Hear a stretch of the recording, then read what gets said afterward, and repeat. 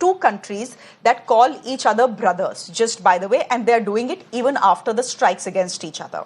So here are two countries calling each other brothers. Their top-level leadership speaking and interacting with each other at Davos.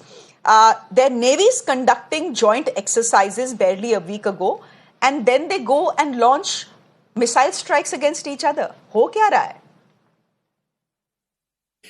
Yes, Shreya. Thank you, first of all, for inviting me for this show. Very, very interesting. And your questions are even more interesting. Ironically, the most peaceful border in Southwest South Asia at the moment seems to be the India-Pakistan border. It is the Pakistan-Afghan border, the Pakistan-Iran border, all seems to be alive, linked hugely to all the events which are taking place in West Asia, right up to the Red Sea, that's including the Houthi strikes on the shipping there. Having said this, yes, this is a history of very awkward relations. You referred to it yourself in your initial commentary between Pakistan and Iran. They have been both members of CENTO. If you remember the US strategic arrangement of the 50s and the 60s, they were members of CENTO, both of them. I wouldn't really call them brothers. I would call them stepbrothers, because the treatment against each other has mostly been very, very stepbrotherly. They have been speaking upfront. They have been very good to each other, very polite to each other, but somehow their interests have always clashed. And one of the deepest aspects of the clash of interest is ideology. You have to remember that Iran is Shia. It is the core Shia country in the Shia, so-called strategic Shia crescent, which is there. Pakistan has got its own aspirations. Right from 1947, they have had aspirations of being the flag bearer of Islam.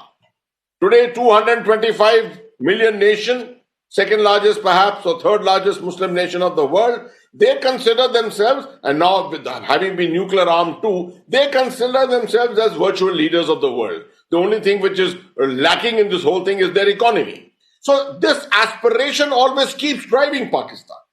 And therefore, somewhere or the other, ideologically, the aspect of strategic space in Southwest Asia, Pakistan and Iran can never be on the same page as such, as far as their interests are concerned.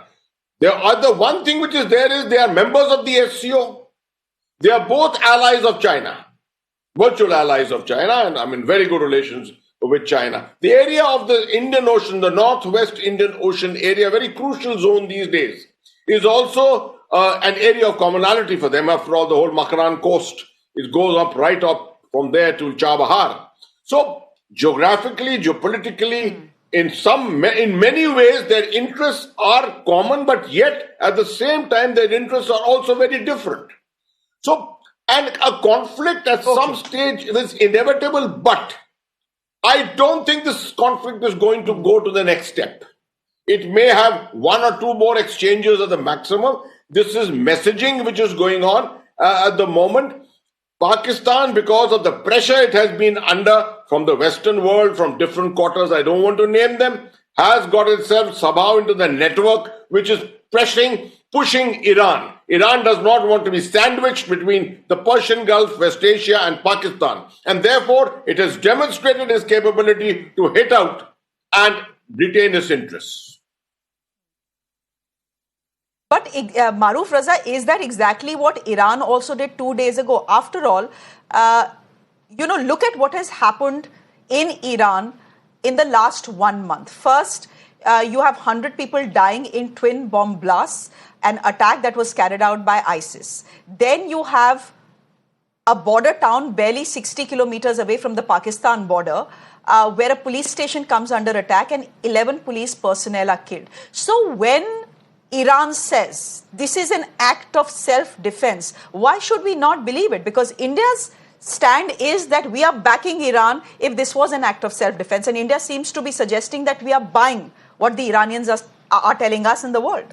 I fully endorse that. I fully endorse that, Shreya.